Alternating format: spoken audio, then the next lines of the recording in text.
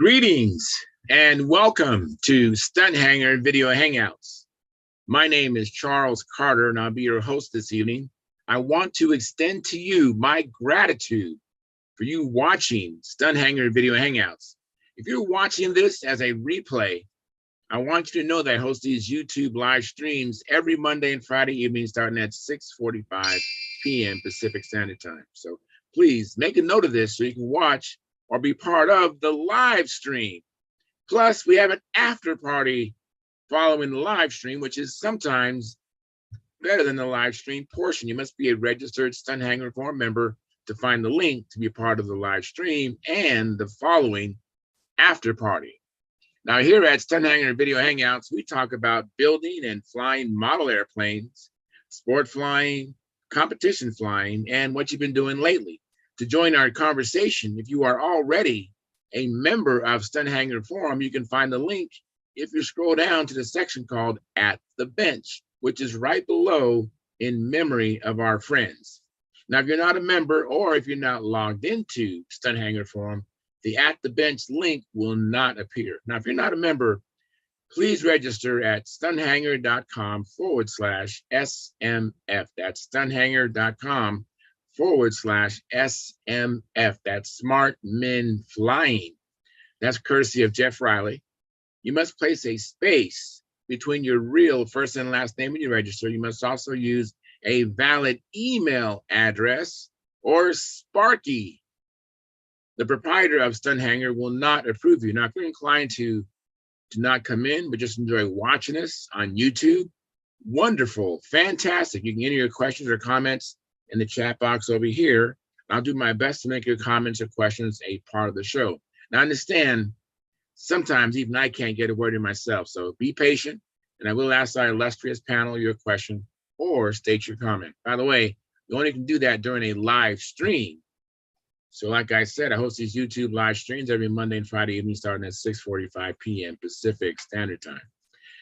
Now, if you find the Stunthangar Video Hangouts that I host or the many building videos that Sparky does on this platform informative and enjoyable, please hit the thumbs up, thumbs up, thumbs up, thumbs up.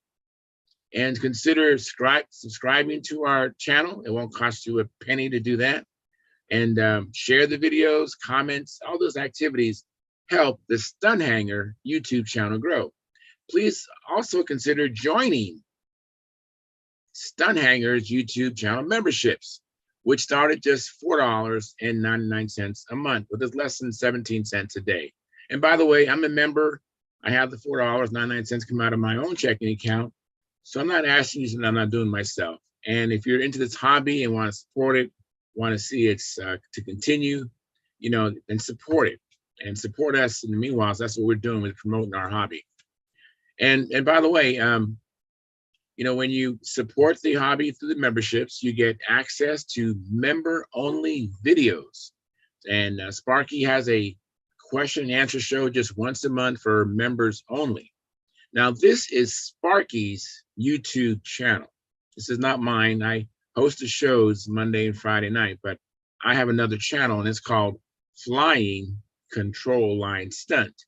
That's Flying Control Line Stunt. And if you go there and you have a comment or question, you might want to locate the 2019 AMA National Championship video, which is a video that Sparky shot with his video camera, me flying in my first official flight at the Nationals. That was a kind of a bucket list day for me, and you can check out my flying. I was being very careful with Sparky's beautiful plane, and I kept it out of harm's way. So check it out.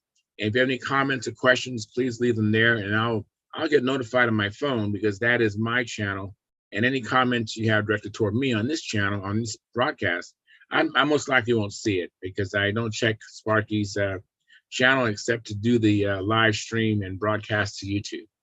So anyways, what I want to do is I want to ask you for you to keep the conversations family room friendly. Please don't use words or do things you wouldn't say or do around your own children or grandchildren. And without any further ado, except for one last thing, I want to thank you. Thank you for your past, your present, and future support. You are making it happen. Anyways, we will start the live show and we will get going. Let me put the link in the forum so that people can get in here and we can start cooking with gas. So the link now is posted at stunthanger.com/SMF. And so that's how you get in. I've had people ask me, how do I get into the show? And that's how you get in. So go ahead and register. If you're not registered, make sure you put a space between your first and last name. And when Sparky gets to it, he's doing a lot, he will approve you. And now I'm going to head over to what I call this the control panel. Let me go there and check things out there. It's like looks like we're streaming, so that's good. And let me see here. I always got to do this, so just bear with me. I did go out flying today with my buddies Joe Mata and Carl Reed. We had some threatening rainy conditions. We waited out and we saw the dark clouds south of us, and we waited out and we found a little time where it wasn't going to rain, and so we flew. We only got in a flight each, and the wind came up, and so I actually went out flying today. The weather is just absolutely crazy. Hey, Brad LaPointe, how you doing? Very well, Charles. How are you? Doing well, doing well. Thank you for coming in. I appreciate you. You're the first one in. Wow. I appreciate that. I'll probably only stay about an hour. Okay, that's fine. Let me just do this one last thing here, and you'll have my complete attention. Let me see here. All right, get this. Great. So it looks like we have Gary Sinclair in the chat box. He's also a member of our YouTube channel. I can tell by the moniker next to his name. And he has a blue wrench. He's actually the monitor for the chat box. So he can delete you and get you out of here misbehaving. And then I'm talking about in the chat box. I guess I'm the monitor in here, but I haven't had a reason to kick someone out. Anyways, we have 9 concurrent viewers and we have 4 likes. So if you haven't hit the like button, please do that. It doesn't cost you a penny, and it helps the analytics of the live stream. And so if you watch this as a replay, please hit the like button. That helps. I know it's all this whole world's about surveys and likes and all that kind of stuff, but that's how it is. So please do that. Anyway, so Brad, so tell me what you've been up to. Actually, after supper tonight, I went out and got 4 flights. Very good. Oh man, that's great. Yeah, weather's we had 6 days in a row that it rained. Right. The field's still really muddy. I couldn't cut the grass because it would have made a big mess in the field. But so, what did you fly? My Pathfinder. Now your Pathfinder, is it totally all trimmed out? Do you ever get to the point where you just? It's about 12 years old. It went through a few trimmings. Yeah. So you pretty much, when you fly now, you can't find anything that you want to fix. Is that right? Yeah. Everything can be improved on, but it's a continuous improvement program with that any airplane for me. Yes, yeah, I'm always. I have the guys I fly with. They can attest to that. That I'm always trimming and working on it, changing it, and they always think I'm never happy, I'm never satisfied, which that might be true. John shaking his head no. So let me just welcome Gary Sinclair. Hey Gary, thank you for coming in. Appreciate it, buddy. And I think about getting back in touch with you often, Gary. So just hang with me. I'm getting the emails. I am, and I really appreciate them. They are absolutely, and I got to get a slideshow to present them. I haven't done that yet. And then we also welcome John Miller. How you doing, John? I'm flattered and frog hair. That's good to hear. Because last time, what was it? It was at the end. Finger, yeah. Yes. I know. Still there. Yeah, now you can flick someone off and you can go, nope, I did not use my middle finger. It wasn't as tall as No, I just say my critical thoughts have been shortened. Okay. And look who's here. Hey, Peter. Peter Navai. Hey, Peter, you how doing, are you Pete? doing? Oh, I wondered what happened to him. I've been wondering about that too, Gary. I've been meaning to give you a call, Peter, to see if you're still amongst the living. Yep, everything is good here. Everything is good. Oh, that's great. Yeah, caught up with other stuff, you know. Oh, I understand. Hey, this is not life sustaining. Our program is not that, not It's that. not. But I will think it will keep you young, though. I think it does keep you young. I think this hobby. Look this what hobby it's done for me. Yeah, right. Yes. Hey, this hobby will keep you young. I think I definitely can attest to that because people don't think I'm as old as I am. And it looks like Mark Wise is making his way in here. Hey, Hi, Mark. Mark, how are you doing? Hey, Charles, I'm doing fine. Thank you. Fantastic. So anyways, I was telling everybody that I went flying today with Joe Vada and Carl Reed. Hopefully one of those two will appear later on. And we didn't get too many flights in because it was threatening to rain, and then it got really windy. We had to wait for the dark clouds to pass. And so that was me. And then Brad LaPointe, he went out and got 4 flights in today after dinner. And so anybody else do any flying or do anything else in the shop they want to share with us? I got rained on all day.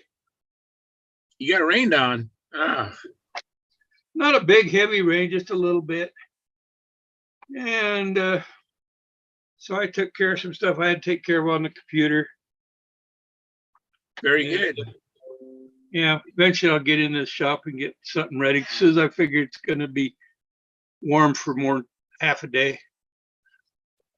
Right. So now on your SV11, is that all ready to go now? That's all You ready know- for your maiden flight? Yeah, it's pretty much ready. I'm looking at it though and realize I even made an ARF uglier. I call that a barf. It's a barf. It's a rare talent I have. Well, how'd you do that? How'd you make it uglier? Well, it's a little rougher than I normally would have ever built in the past, and playing around trying to get the center section to come up to do all the adjustments there at the flap horn. Instead, I need to do some finishing in there to make it a little more professional looking, I guess what I'd have to say. Not that it really matters. True. You know? And I suppose maybe I'm holding too high a bar for myself. My bar was never very high anyway. Just ask Gordon. But I'm in a good mood tonight. I don't know why. Hey, that's great. Hey, bring it. Maybe it's all the pain meds I've been on. Hey, that's okay. That's great. You're bringing great positive vibes. I appreciate it. Well, it's fun being with this group of people. Hi, Keith.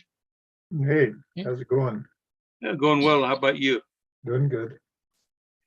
So yeah, but I've got 2 or 3 planes that I've got getting ready to fly. I've got a guy that wants to go flying with me. So Oh, things are good. yeah. I'm so happy to hear that. I mean, it's no fun being on an island by yourself flying control line. That's true. I mean, it's meant to be. You have fellowship. You need, It's a group sport. It really is. That's why we're in it. Really, it isn't for the wins or losses. It's for the camaraderie we get at the contest. That's why, Right. And we all are flying these planes that have a fuse. We don't know when the fuse is it's going to be a crash. You just don't know. You got to enjoy it while you can. And we try to help others, avoid problems. We see things and go, oh, you got to fix that. That's not good or whatever, And Charles, For the girls. flying stunt is like playing golf. If you was to play a perfect game of golf, you would have 18 strokes. Has anybody ever done it? Not me. No. And a perfect flight, what would it be, Keith? 670 something? I don't know, 640. It's a bunch more than I've ever seen on the board. Yeah. Yeah, that's true. It's no one's even the top guys, you don't see a perfect score. So it's fluid. it's like golf in that way. Too Yeah. fluid. It's difficult. Planes moving about 55, 60 miles an hour. We're spinning around in a circle ourselves, and we got to stop to do these maneuvers.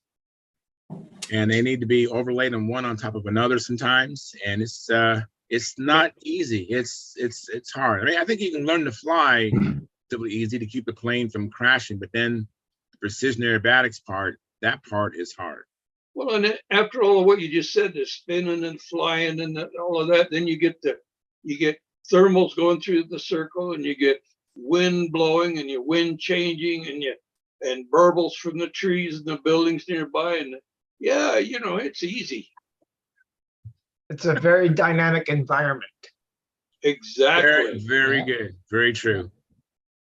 So Peter, let me talk to you next. So Peter, have you made any progress on the Saginaw, or have you looked at the No, Pathfinder but LE? I've got some time. I've got some time now to do some stuff, so I think I'm gonna start picking up and finishing these things off. Oh, I'm I so think looking Mike- forward to flight report, Peter. Oh yeah, it's like I'm gonna start finishing this stuff off because of this disaster of a room. I gotta get that all straightened out. Well, you take one thing at a time, Pete. Yep. And I can't get it all straightened out until I finish the airplane. So And Peter, I haven't finished Precious Balsa either, so don't feel bad. Don't feel bad. Everyone's heard about Precious Balsa. And the other thing is like I've mentioned it before on the site. There's one thing that I hate to do above anything else is the sand. And right now I'm at the point where I need to do a lot of sanding, and it's I just gotta get over that bump. Yeah, I think of everyone sanding has. out parts. Well, that's everyone what has sanding some- is. Sanding is getting over the bumps. Yeah, exactly. Yes. So Yes. you got it. You know what you got to do. Very good. Very good. So, Mark, why? So I know you're busy planning this 50th anniversary celebration of Pampa, but have you had a chance to make any more progress on the? I know he's making those planes for the Triple Tree. Yeah, the ring rat. The ring rat will be done tomorrow, and maybe I can show it on Monday night. All right. Sunday, everything's happening at the same time. Sunday, I'm going up to Middlesex, New Jersey, my friend Tom Smeltzer, and we're going to be flying, he and I, Tommy Luciano, Joe Daly. I think Jose is going to be flying. The first time I'll be flying the Starfire that Joe built for me. So Oh, wow. that should be exciting. And I'm starting to pack up for Triple Tree because I'm leaving a week from tonight. Well, a week from today. So there's a lot goes on there, and it's a task to get everything in my Honda CRV. I used to have a van, and that really held everything. The CRV is a little bit smaller, and I'm bringing my Billy Warewich P47, and that absolutely has to be on the top of the heap. Yes. So Absolutely. yeah, if any of you guys want my address, you can come over and help me pack. I got a van. There you go. All you gotta do is pay his way out to your house, and he'll be there with There you go. Yeah, if I leave right now. No, so I'll give you a little quick Pampa update. We have about 60 tickets sold for the banquet. Those of us who are close to it think we may go over 100. So I'm putting out it's supposed to be out by now, but it's getting stuck for some reason. I sent an email to every Pampa member, and that one has the supplier's guide in it. But we're also doing the same thing for the banquet. So today I wrote an article for, we're putting together the next newsletter, the next little stunt news. It's almost ready to go out. It's a good edition. It's got some good stuff in it. And as long as I know a week before, I can get Ball State to give us more than 100 seats. But someone that shows up on Sunday and says, "Can I go?" That's going to be a problem, because they'll already have the number of meals. So that's a little bit of work trying to get a hold of people one by one and trying to get them to act soon. Committee wise, there's a lot going on. Scott Richland is heading a committee. His number one guy is probably Jim Barry on there, but he's got some other good people as well, like Tim Stagg and others, and their committee. And I sit on all of them, but I just try to keep things moving and let them come up with the answers. This is a 5-year plan for Pampa. You know, in challenging times, I think it's a good time to plan, and the guys are doing a great job. We're meeting every 1 to 2 weeks on a Zoom meeting with homework and things like that. And one of the things we're looking at is finding funding. It's one of the things that kind of gets in our way. It can get in your way. Yeah, it can. You know, if you're running an organization strictly on membership dues, if you raise the dues high enough so you have enough money, you lose members. So you don't want to do that. And so that committee is working hard. We have another good committee that's putting together the Northeast Pampa Regionals, which will be in September. It's a 2-day contest, 2 days of PA, a classic old time stunt profile, nice facility, 3 circles. Then there's a group working on the Southeast regional Pampa regionals, which is still going to carry the name that it should, and that's the KOI, King Orange. But we're just putting some money into it, and we're putting in some time and marketing and helping. And basically the idea, I hope we can get the Northwest regionals next year, maybe the Southwest, and then find something in the middle. I'd like to have 5 going and get more people to come to competitions. And kind of raise the level of the competition a little bit, because some, you know, not everyone can go to the nets. You know, it's Right. it's time, it's money. You know, so we got that going on. A lot of good things. So Very good. Very yeah. good. And just in case we have anybody new listening, Pampa means Precision Aerobatic Model Pilot Association. And PA is Precision Aerobatics. So just so that people understand what we're talking about. Yep. And I didn't get a chance to welcome Keith Trossel. Hey, Keith, thanks for coming in. I really appreciate it. And how are you doing, Keith? I'm fine. All right, cool. And then Jonathan Karadas. Thank you for coming in, Jonathan. How you doing? Yeah, good. And then Gordon Delaney. How you doing, Gordon? Thanks for coming in. Good. All right, cool. So Keith, have you been doing anything with your big job? You have it painted, it's all buffed out, ready for a concourse?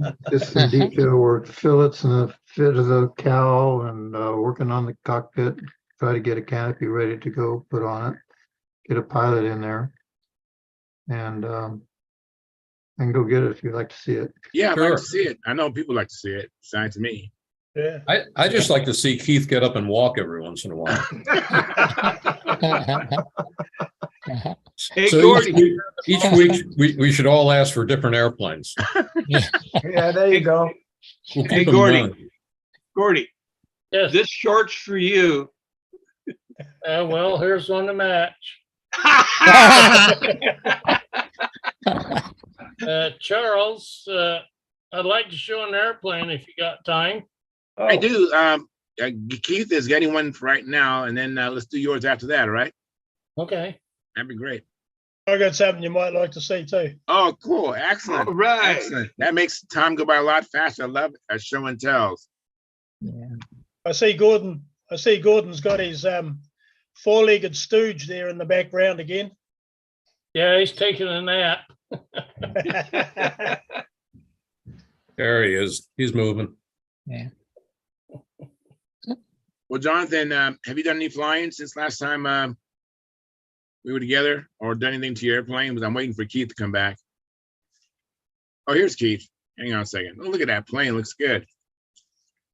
I like those twin rudders. Let me make Keith big. And Yeah, it's coming along. Oh, it yeah. is, Keith. Oh man. Oh, that is. Well, it's just like the other one. Yeah, That is- sort of. Yeah, Hey, and getting ready to do some more work to get this guy in there. And there's a little thing that goes on here. That's not here right now. There it is.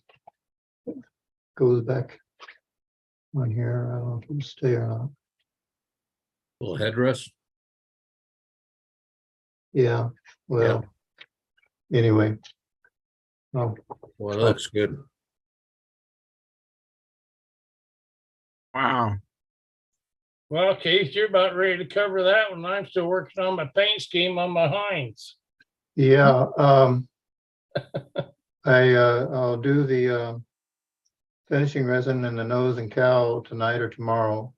I'll have the canopy on in another day or two. Have to paint some more of the pilot. And it's going to fit. Oh, Oh, yeah. it's nice. Very How'd nice. how'd your cow come out? Have you got it done yet or close to it? Yeah, it's ready. It's ready for the finishing resin, and all the hold downs are in place. So it's there. Oh, look at Yeah. that. Wow. Oh, That yeah. looks great. Man, that cowl line is really nice too, Keith. Way cool. Yeah. Mhm. Way I cool. love it. So how many hold downs do you have for that cowl, Keith? Well, there's 2 pins up here on the front. I don't know if you can see those. Oh, yeah. I see those, yeah. And they go in there. Those are brass and they go into brass too in the nose ring. And then there's a bolt that goes down behind. Oh, Nice. nice. Very nice. Nice work. Is that on a pipe? Is that on a pipe, Keith? No. Not the Have whole you- time. You got flaps on that? I can't quite make out. No, it's there fixed. It's fixed trailing edge. Oh, yeah, right. Yep, I remember now. Yeah. Very nice. Boy, that wood looks really light, Keith. It's coming out, I think, pretty good. We'll have to see. Oh, we got the fillets pretty well done and needs a little bit more work on that, but the canopy and the finishing resin inside the nose and cowl, that's coming next. What do you, Keith, does that have wheel pants? Yes, Okay. Nice. what are you using for fillets there, Keith? That blue stuff? that's that quick fill from aircraft spruce. Is it pretty light? Oh, yeah. This added 1/4 ounce. Wow. What's the engine, Keith? This will be a double star 60. The Should original. go pretty, should go pretty Original from quick. the Ukraine, not the Tom Dixon version. Okay. Nice. Very nice. Love to see that in the air. Well, yeah, the last 2 haven't done too well. Hey, I've got something here, and then I'm going to sign off. All right. We're talking about the joy of flying and how involved we all are in it. Made me think of something. I went and picked up. This is a thing that Lucky Pyatt wrote, and some of you remember Lucky. Yep. If you didn't get to ever meet him, you missed an experience. Yep. But he wrote a thing. He was an artist, sort of a poet, and could really have a way of expressing himself. But anyway, he wrote this, and I think it's worth saying here. It's called The Dance. It is but with a touch that you come alive. I run to seek your control so that you can lift to be where you belong with me. I raise my hand to show we're ready. We are one to do what we are destined to do. With the accuracy of a machine and the grace of weightless snow, we together perform the beauty as only we can know. We together climb to the stars and attack the ending ground, then turn away and laugh with joy at the shouting of this crowd. We dance the circles and leap away to another part of time. We spin and loop and blow them away because it is we that love to fly. And now it's time to end this dance that lasts just moments, then dies. Thus I bring you down to touch the ground as graceful as you fly. By Lucky Pyatt. Well, that's Yeah, nice. that's that's beautiful. very good. Yeah. That's great. That's Yeah. absolutely beautiful. Yeah, very Wow. good. Thank you. Thank you very much. That's awesome. Yeah, it's no Right. different. Yeah, I met Lucky back in the early 70s. Quite a character. I thought, he's always had something fun going on around him. He was never boring. That's cool. Yeah, I didn't. He passed away before I got into the hobby, so I missed Lucky. Yeah. I wrote a memorial for him and read it at VSC after he died. Hmm. If you'd like, I could read that too. It's kind of long though. Well, we're on the subject of him. Go ahead. One You thing welcome, while he's Carl. getting that, Hey, Carl, thanks for coming in, Carl. one thing while he's getting that, I always enjoyed going to the meets there at Whittier Narrows because Lucky and Pyatt, Ricky would bring kind of a picnic lunch for everybody to share. Hmm. And it was always kind of nice because I always brought ice cubes and ice water along with it. And you know how hot it can get out there. Yeah. Well, here's a short version of it. All right. Royal Edward Pyatt Jr., also known as Lucky. We knew him as a friend. Everybody here, even those who did not know him or know him well, shared his enthusiasm for model airplanes. He had a creative mind. He was an artist and could create things with his hands that we all marveled at. He had dreams of what he was going to do with his art, and he had more dreams about many model projects using his ideas that nobody had ever thought of before. We are all very unfortunate that he left us before he could fully develop those ideas, as well as to witness his continued enthusiasm that seemed to infect everyone that came in contact with him. He often talked about how fortunate we were to be alive in this place and time, and Lucky gave a whole new definition to what it meant to be alive. Where he was having the time of his life, and he would make sure that those around him were going to share his joy of living. There was never a dull moment when Lucky was around. Everybody is unique. Everybody is special. Lucky added a whole new meaning to being unique and special. Those who knew him feel fortunate. Our lives have been made richer because we knew him, Royal Edward Pyatt Jr. That's nice. Wow. That's very good. Now, Lucky used to coach Bob Whiteley. So Yes. I think that speaks volumes of that, because I don't think Well, Bob Whiteley would listen to just anybody. And Lucky boxes are named after Lucky. Oh, really? I was going to ask you, what did, with his creativity and artistic prowess, I was just wondering what contributions he made as far as plans or innovations. And Lucky Boxes is one of his, huh?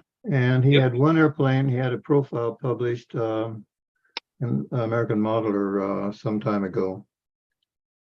But I think that's the only airplane he had published. But he was an artist. He was a painter, and he could write. And he did some remarkable things. Keith, I'd just like to thank you for sharing that with us. Yeah. Yeah. Appreciate Yeah. that. Yes, Yeah, thank you. Appreciate that. Yeah. yeah. Let me welcome Bob Whitley. Hey, Bob, how you doing? Oh, actually, around here, everyone, things could be a whole lot better. We've got high winds, high temperatures, and fires everywhere. Oh, About every half hour, I'm getting an evacuation alert for one of the surrounding communities. There's at least 30 people have been evacuated in the areas around. oh man, sorry to hear that. A couple minutes ago, I just got an alert that's, it sounds like it's pretty much right over one of the main airports I fly out of. Oh, Emergency evacuations. So, yeah, it really hasn't been that good here. No, that doesn't sound good. Oh, Sorry wonderful. about that. good luck, Bob, with everything. Yeah. Yeah, Mm. absolutely. Yeah, I'm hoping to escape to Vancouver next weekend, but I guess it might be dependent upon if I can get through the highways because of the fires. Hmm. I want to go see Chris Cox and some of the guys and do some flying Yeah. with them next weekend. Yeah. Anyway, sorry to whine, but that's an excuse for me not flying. Yeah. But Pretty good we've one. got like 30 knot Yeah, winds yeah. and all that happening. And however, on a positive note, maybe I don't know how everyone would feel about it, but I've been looking at expanding my business over the next year into drones. And I just picked up a new toy the other day. What'd you get? I got a Mac. Okay. DJI. It's a Mac 2 Pro, Yep. and this is a long-term loaner to me. I'm probably going to buy a Mini Pro 3, Mini 3 Pro later, but comparable systems. So it's just something for another pot in the or poker in the fire for later. Yeah. Hey, Bob. Hey, Bob. Yo, It doesn't have made in the Kremlin on the bottom of it, does it? I didn't see that. No. And this was purchased before they did their nasties. So the fellow I got it from's had it for a few years. So, but Does that come in under 48? oh hell no. Oh, okay. But I've got my R pass for it anyway. So Mm. that's not an issue for me. So Very cool. but yeah, up here for flying our RC planes, we have to have the R pass. So I did that a few weeks ago. You're going to do primarily search recovery or No, photography, actually, there's a company that I've done online training with for a few years on a part-time basis. They do environmental studies training, Mm. and their graduates are hired out to go out and do site assessments and whatnot for floods, recoveries, new construction in sensitive areas, that kind of stuff. And I've taught map and compass and GPS orienteering for them for the last couple of years. And last fall, I put in a proposal to them to incorporate drones into the program, which is ideal for it. And a couple of months ago, the president of the company called me up and says, yeah, we want to go ahead with that next fall. So I figured I probably should own a drone if I'm going to teach them.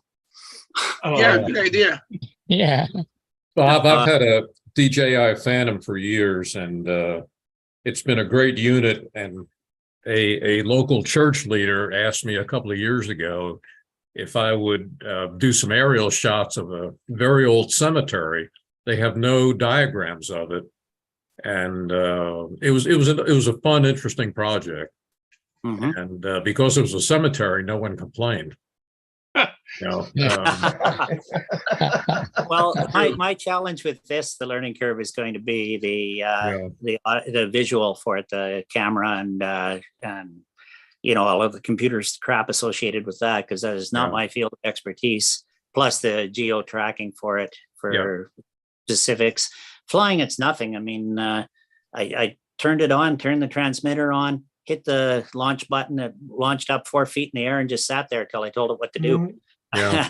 Absolutely. And there's the home button for it, or if the battery goes low, or if it loses the GPS signal or my transmitter signal, it'll just fly back. But it's not as accurate as they say. It says it lands right where it took off. On a couple of times, it's been 2 feet off the mark. Oh, wow. 2 feet. Landed thing. Wow. And the sensors don't detect small branches. I mean, you still got to kind of watch for that, or you might Okay, bugger so up the no crop or obstacle avoidance.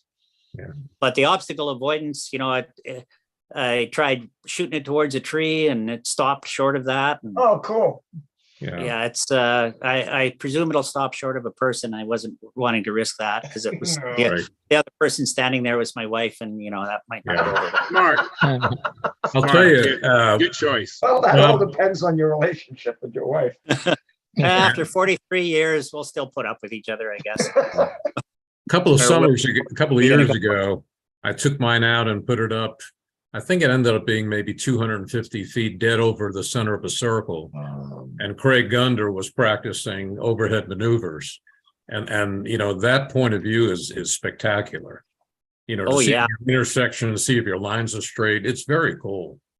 I won't be able to do that at our flying site because we're within a military control zone and the drones are absolutely prohibited.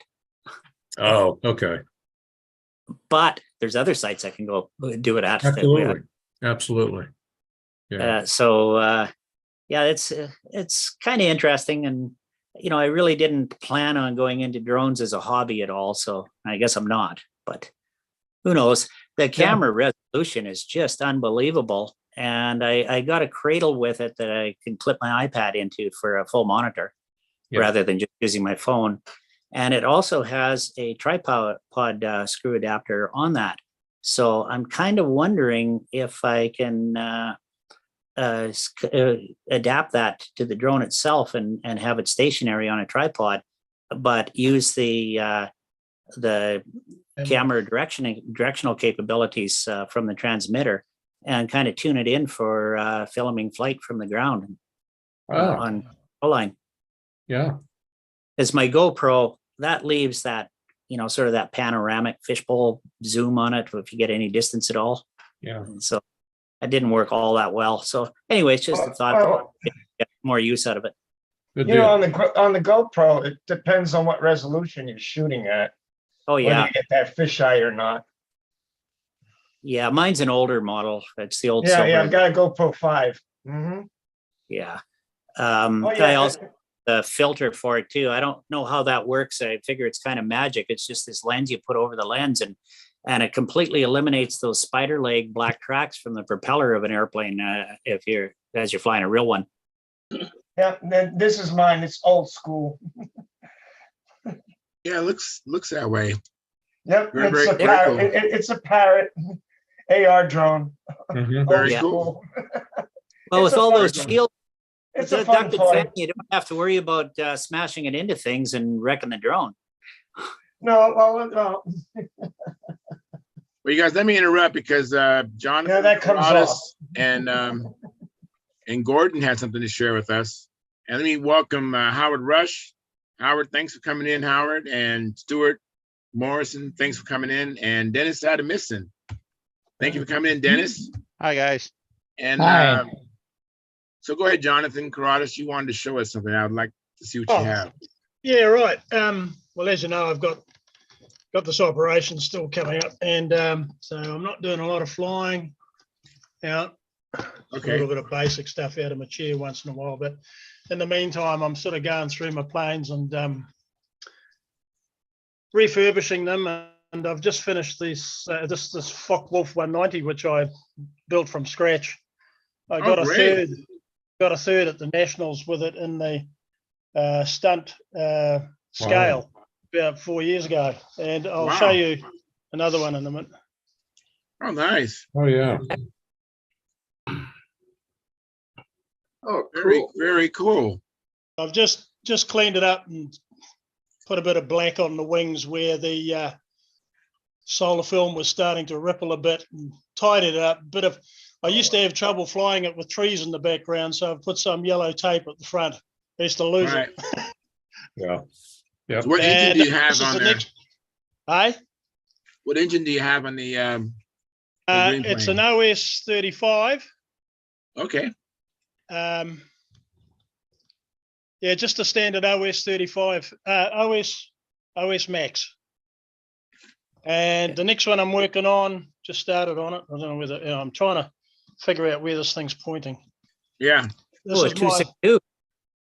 yeah, that's my design. I haven't pushed that to the limit yet. That thing, I've only done a few basic aerobatics with it, but it's been sitting up in the roof and got a lot of rash on it, so I've pulled it down and I've started to refurbish it and make it a little darker. The other wing on the other side, the inboard wing, I'll have to work on that next. And the tail plane, I'll darken that down a bit, but that flies very well. Very nice. So that's the tricycle gear. Yes, Oh, very nice. and Oh, it's huge the flaps on it. ME292. Sorry? Isn't that the ME292? 262. 262. Yeah, ME262. Very Didn't Jack nice. Sheets or somebody do one of those similar with an engine in the nose many years ago? Yeah, It seemed yeah, to all Sheiks seem- did one. Sheiks did one with, built up fuselage. Okay. This one here is just a profile, of course. And it's just got an Max S30, but it's got a funny exhaust system on it. It's got a German exhaust system. It's a bit like an expansion chamber on a motorbike, and it absolutely goes like hell. It goes real good. So yeah, how are it you, keeps me out of trouble. So how are you controlling the elevator? I mean, it looks like it's a high stab. Yep. It's just the same controls as any stunt model. It's just got the horn on the flap on the inside, and it just goes up on about On the 20 to elevator. 30. Hey, How do you get it from the bell crank to the elevator? hang on. I'll try and make sense of this camera. Hang on. No problem.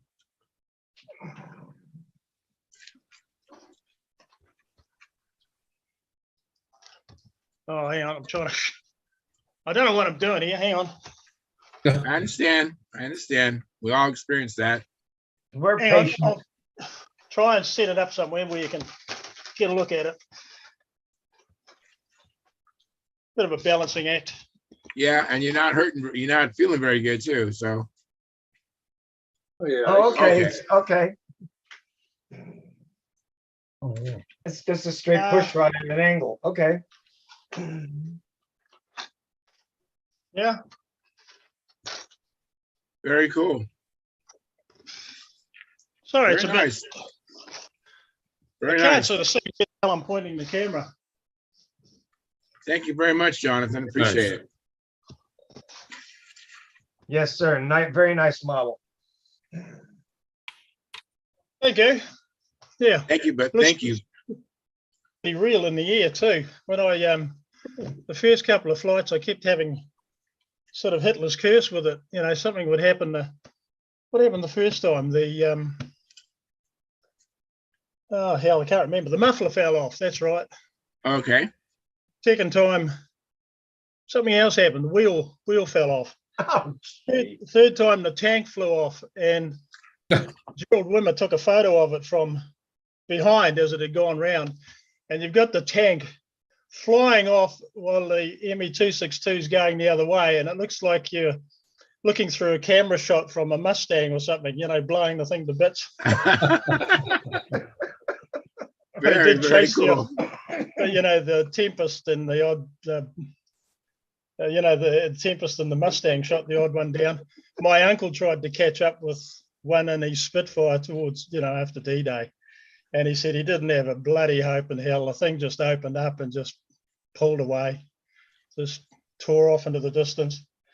But, and then about the fourth flight, I had a 100-pound fishing clip on the lines at the aircraft end. And I didn't do a pull test. It was the one time I hadn't done one for a while.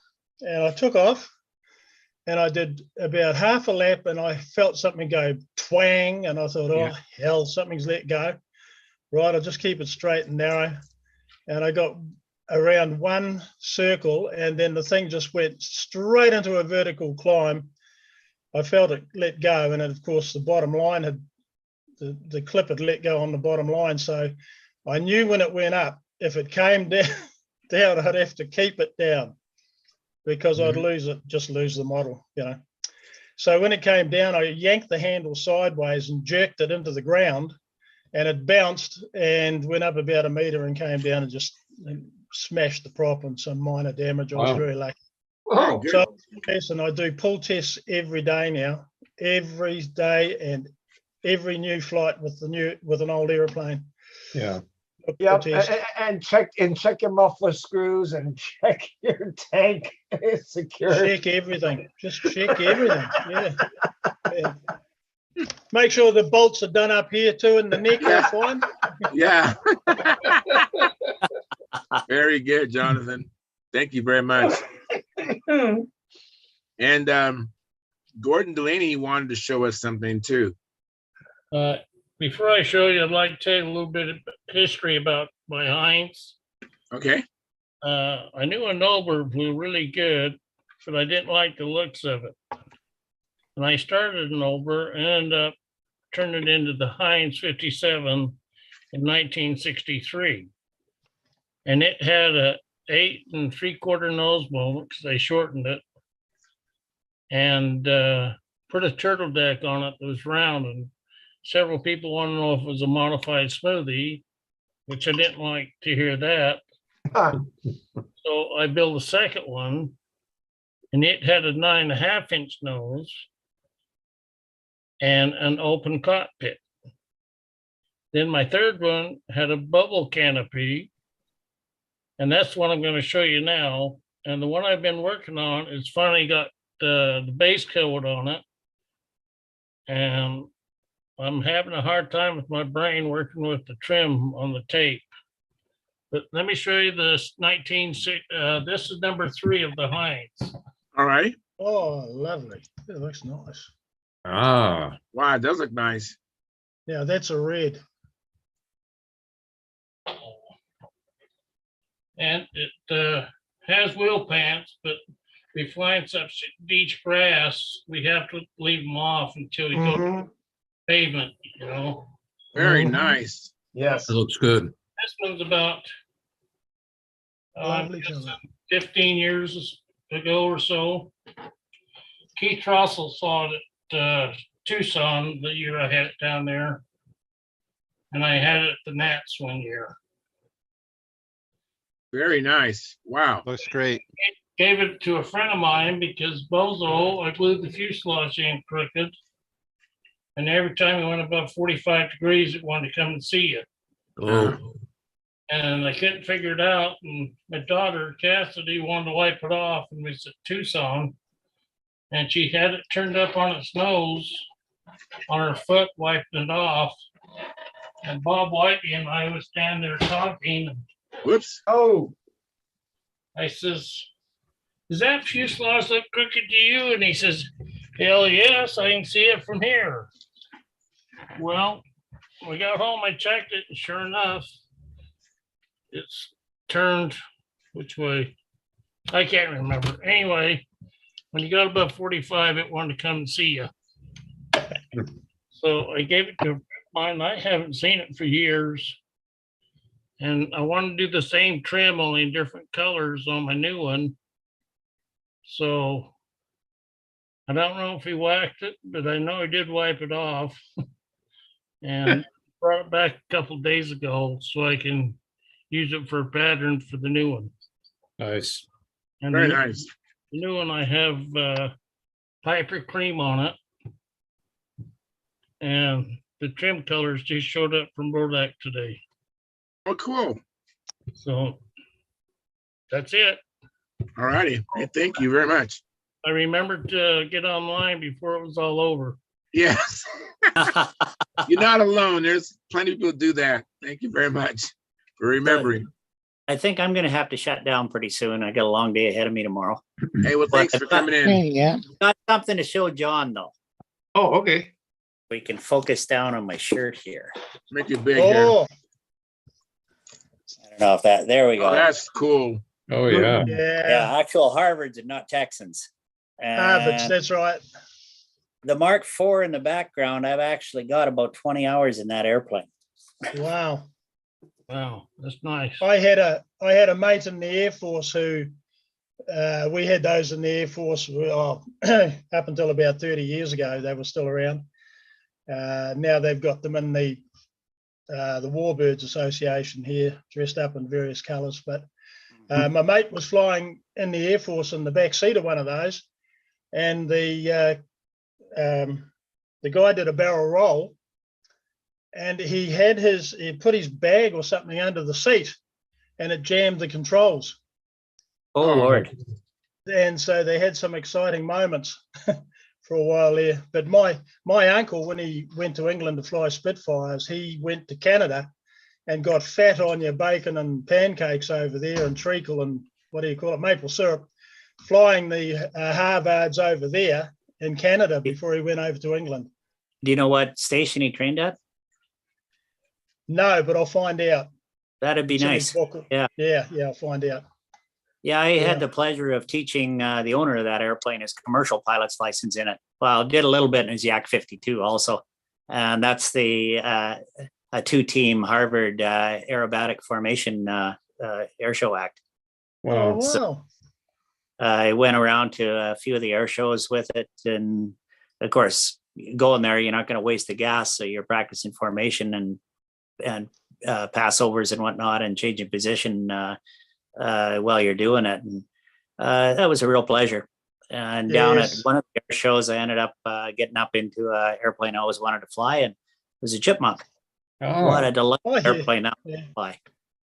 yeah. Very cool. Hey, Excellent. Bob, Hey, well, anyways, Oh, good stuff. Peter has his hand raised digitally. Uh, Do you have a question or comment, Peter? Yeah, as far as, Gordon Delaney was talking about, is that a nobler or whatnot? It's quite amazing how so many designs, because this is your basic nobler. Yes. Right. How Yeah, many that's pretty good. designs were based off of this airplane that have been so successful over the years? Quite Yeah. literally. Yep. How Very high- good, Nobler. mine's Yep. got extended wingtips on it. So it's Yep. a 56-inch wing. Yep, there it is. Very See, nice. I like the this one's, cowl you did. electric. Very Hey, nice. is it being built at the moment? Is it? I can't see the undercarriage anywhere. No. I'm gonna have to add this. This Okay. was gifted to me by Paul Taylor. Hmm. All It right. looks larger than the original Nobler too. Looks a bit But bigger. I just wanted to make the comment that there's so many designs that were based on that plan form that Yep. been so Right. successful over the years. Yeah. And that's why most planes are basically Noblers. Hey, Peter, Yeah. Peter. Yeah. Peter, Yes. what's Bob. that plane sitting on the table behind you there? Oh, that Is that a- is still okay. Ah, Bob Whitney, before you go, if you see that is, of course. low, That is, of course, Gordon Delaney's Pathfinder that I've not Oh. yet. It's still one of my ongoing projects. Cool. Looks good. Yeah, it does. Yes. You're getting closer. Yes, You I am. Something, Gordon, or I just want to tell Bob Whitney before he left to say, Beautiful plane. to tell him, Chris Cox, I said hi. I will do so. Thank you. And like I say, it's dependent on if I can get through the fires or not. Yeah. Hey, Gordon. All right. Gordy, will you tell Chris Cox that I did not say hello? Okay, I'll do that for you. Okay, I'd appreciate it. Mhm. Let Yeah, me, I'm taking my let me sister's catch band up on down the chat because I'm bringing box. back about 5 airplanes. Anyway, very I good. will catch you guys probably not Monday. I might give you I should be in Vancouver by Friday night, so maybe from the motel room, I'll join Sounds you. good. All right. Thank you. Thanks for Okay. coming in, Good night, Bob. Bob. Thanks. Bye now. Bye, Bob. So Good night, let Bob. me catch up on the chat box. And Daniel Barry Sports Highlights says, hi. Thank you, Daniel Barry Sports Highlights. Appreciate that. And then Jack Snavely, he's also a YouTube member of our YouTube channel. He says, hello, all flyers. And he has some airplane stickers. And then Philip Bailey, who's probably going to be in lately, I imagine. He says, like provided. Thank you, Philip. Appreciate that. Dennis Adamison, who's also a member of our Stunthangar YouTube channel. He said, like provided. Thank you, Dennis. Appreciate that. And then Marcel Legrand, I haven't seen that name in some time. He says, hi, Charles, and everybody from Marcel in New Zealand. I hope your finger is getting better, John. It's not getting any bigger. And then Tom Rammel, he provided us with a like. Thank you, Tom. And so we're all caught up. Very nice. Yes, that's awesome. So since my last introductions, welcome Tryan. Thank you, Tryan, for coming in. I appreciate it. Good to see you. And let's see, who have I got to next? I think I need to, it might be out of order, but let me try Stuart. So Stuart, what's happening with you? Have you, I heard last time you're doing some pretty good flying. You really coming along really quickly. So have you had a chance to do any more flying? The weather's not been good, so we're not, maybe next Wednesday or Thursday we're looking at, so we'll see what happens. So what do you have going on in the shop? I know that you took out the tutor, right, to fly last time? yeah, it's been flying better, so I'm still working on the twister. So Len's been helping me out with the wing covering and stuff, so we're getting her done. Very good. Very good. Very good. And Dennis Adamison, I haven't seen you in a long time. Thanks for coming back. Yeah, Didn't know- looks didn't like know your if I luck ran, lost you forever. your streak ran, your lucky streak ran out. But anyhow, no, I haven't, just been doing a little bit of road tripping, weekend tripping with Mama San, and that's why I missed the last two, and haven't been able to play airplanes yet. I mean, we finally got the weather's finally turning here, so it's going to be a lot more incentive to get something up in the air. So Very good. Very good. And let me see here. I saw you earlier today, Carl. So I know that you've been flying, and he said he complimented my launches. I gave him a couple good launches today, so that was pretty good. And let me see here. So, hey Howard, what you been up to, Howard? I know you're. What are you still working on the trophies, or what are you working on? Oh, you're muted, Howard. I finished the trophies for the Las Vegas contest, and fixing to make some for the local contest. Meanwhile, I burned up my sensors. I'm recalibrating the laser as we speak.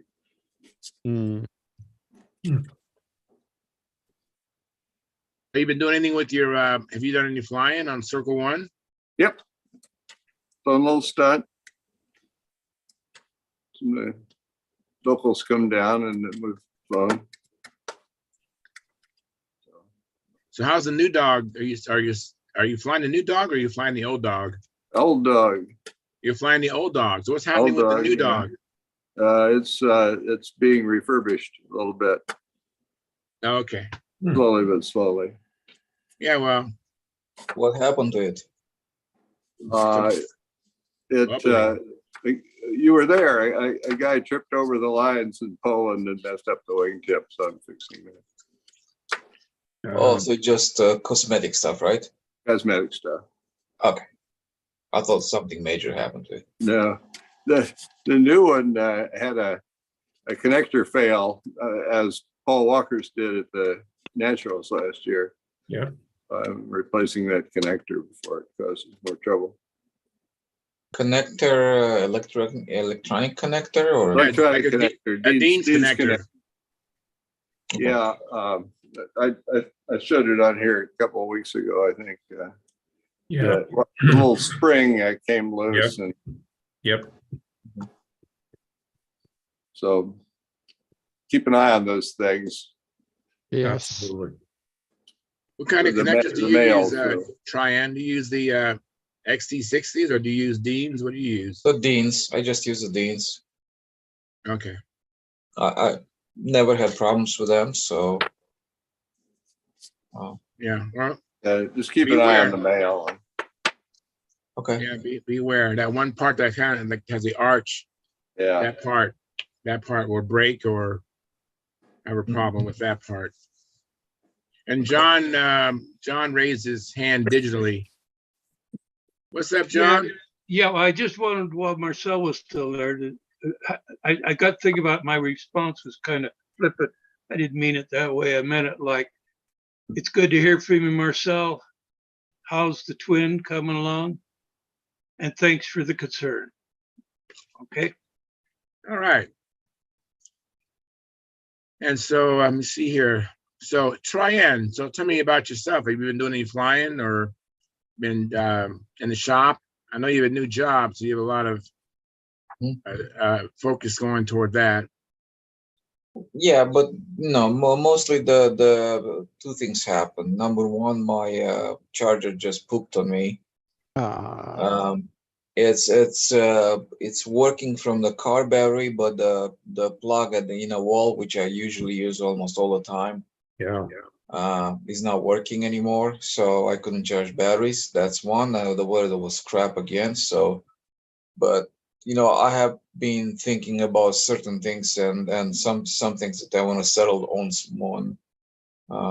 on in particular. So I was just debating whether to fly with my hand like that or my hand like that, just a little bit bent, right? Right. So there were pros and cons to it, and I tried to, I just gave it a shot. I just tried to fly like this, my natural position, which is a little bit down, right? I don't have my natural position because I can't do up at all. I can do a lot of this, right? Right. So because my handle would be, You have to bias it. if my handle would be like this, right? I'll have to raise my top line really high and from the bottom up to balance it out, so it kind of stays in line. The force stays in line with my hand. But as I flew like this, I found out that it's very hard for me to pull down because it's so much force. The force is already trying to do this from the pull of the plane, right? So for me to combat it and just give it a down elevator and stuff like that, I said, nah, I don't really like that. So I kind of decided to go back to a vertical handle position with a slightly bent hand like this. So now I have, because the plane is pulling in line with my on my hand, I have just as much pressure up and down to have a nice balanced control. So I think I'm gonna settle on this one after all, because otherwise I'm gonna need a handle with a. Another thing that happens if you start like this, it already robs you of some control. Right. Because you have to do a lot more of that, and it's just biased already, like having a bell crank. Tryon, the only thing I can think of that maybe give you a problem holding your handle like that is your overheads. Your overheads are going to be kind of difficult to do in that position, because then you have to bend your back and your body to see the airplane over the top. No problem over there. Don't turn the TV off. Got it paused. I really don't have any problem bending backwards. I can do pretty much anything I want to. The only reason I mention it is because then not only do you have to have muscle memory in your arm and your wrist, but now also you have to work on muscle memory for your back to get it to. Whatever works for you. That's what I've always told everybody. Whatever works for them. Right. Whatever works for them, go for it. No matter what anybody says, if it works for you, do it. Yeah. Plus, Tryon is the youngest person in the room. Yeah, true. Yeah. Like, no problem bending back, doing the overhead A. No problem. Like that. Yeah, no problem. Yeah, that's a young person there. Not a problem. Look at that, Gordy. Look at that. So I can do it like this, right? And just stay here. Or I can also do it like this. And just fly. I can look straight up. No problem. No problem. Yeah, I can see that. Yeah. Either way works. Well, so I decided I was going to use my office chair And then I use my feet to pivot and I lean back in my chair to do my overheads. Right. There you go. So We talked about that last week, Gordy, and Bob Hunt was there and he says, I don't see anything in the rule book that wouldn't let him do that. Right. No, So- probably not.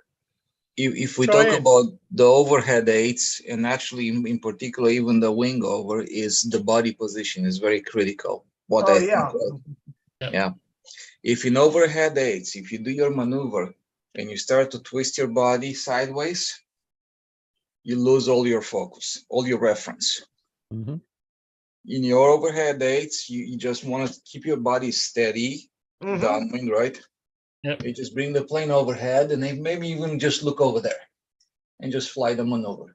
And then you maintain your intersection, and things go good. As soon as you Yep. twist your body like this or like that, say do your loop over here, you turn like that, No, no, no. and you do this. I mean, I see a lot of people doing that, and the intersection are X's, lazy eights overhead, and just all kind of crazy stuff happens. Yeah, absolutely. You have to keep your body in one position, even though the airplane may be flying behind your head. Mhm. Yeah, Mhm. and the same thing I've seen in wing overs. What people do, they just enter in a wing over here overhead. They just kind of turn their body to kind of reacquire the plane on the other side. As soon as they do this body motion, and you look at the plane overhead, it changes directions, goes like or like that. Yeah. So it goes nice and clean for the first half. Body turns and the plane changes direction, goes over there. Yeah, well, Or- the whole point or of doing taxi. a wing over is you don't let the plane go behind your head. You make the plane go over one shoulder and come down on the other shoulder. This way you don't have to spin. But you have to be very, very disciplined. Just get in front of the plane, wait for it to come, and body doesn't move from here. Yep. Yeah, you Just- start out over here. Just Yep. You fly, start over. Yep. Exactly. Good. Exactly. but my body is still there. Yep. I'm Exactly. not moving. Exactly. Probably the last thing that you're gonna move just as you dive in and pull normal flight. Yep. But only after you see the ground reference that you're coming Yep. down on the ground reference. Mm-hmm. But if you do it overhead too early, No. you're just gonna divert. No. Yeah. Exactly. Exactly. I see it That all was the something very hard for me to learn. To start Yeah. here, go over, come down here, and then turn. Yeah. And another thing that a lot of people don't understand, like the third maneuver that I see butchered quite a bit is the 4-leaf clover. Oh, There's a lack of understanding over there, or maybe everybody knows about it, but they just don't do it. Is that when you have 4 tangent circles, right? Okay. You draw a crossing between them, right? Mhm. There's a flat surface over there to Yep. transition to the next one. So if you see this, you climbing, right? And then turn, stop, go to the other side, right? Mm. Turn, Right. just gyrate, stop, climb, right? Right. Gyrate, stop, cross to the other side. Gyrate, stop. And what I like to do, I like to focus here, right? So I'm going up, boom, but I'm still here. Kind of like I see, boom, I'm crossing my intersection. And if you see the top to bottom, you know how much to cross over. Mhm. So let's say you are here, right? So you have half of this distance, right? You have to be there, go there, and then just nice tangent. Right.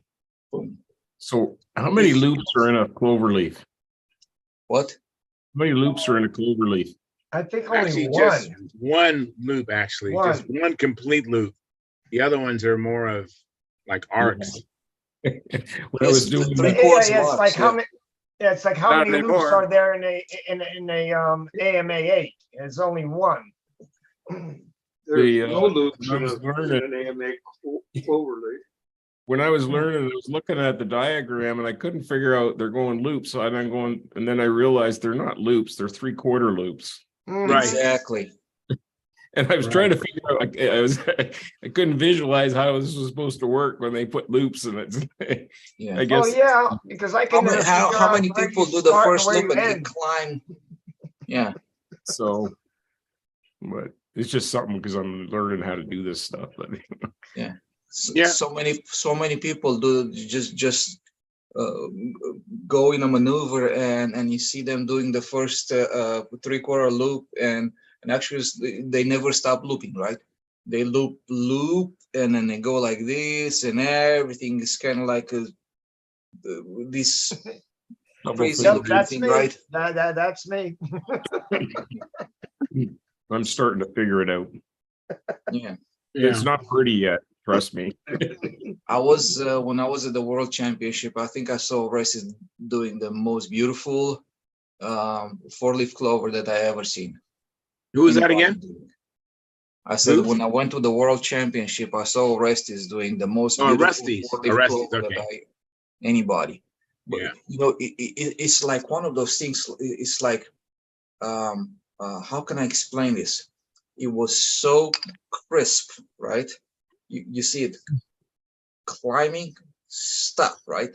And Right. what you see is what you see his plane doing turns, stop, Right. turns, stop, turns. Is like a mechanical movement. I understand what you're saying. That is beautiful when you see Yeah. that. So when you see this boom, and then the plane does stop, stop, you know, stop. Because Yeah. you fly those flat lines and then you have these nice beautiful constant turning, right? On a Right. plane, right? Right. It doesn't accelerate, doesn't stop or anything, like just nice turn, stop, right? And it climbs on top and then start, boom. But it's not like boom, you know, kind of like Yeah. it's beautiful, just like Right. in a Because loop. some You planes, do a loop and you see the plane doing this with a nice constant speed all the time. Boom. yeah, I'm just saying, because some planes, when they turn, some planes slide into a corner. They don't actually turn. Oh, And yeah. so it's just, you know, what you're talking about is I bet Loops. that's probably I'm talking loops. I mean, it's just like if a loop is done nice and round, you're gonna see this gyration when the plane goes up and down, right? But if you right. are just looking at the rate of the turn of the loop, it's constant, right? So the plane is doing this, right? You understand that?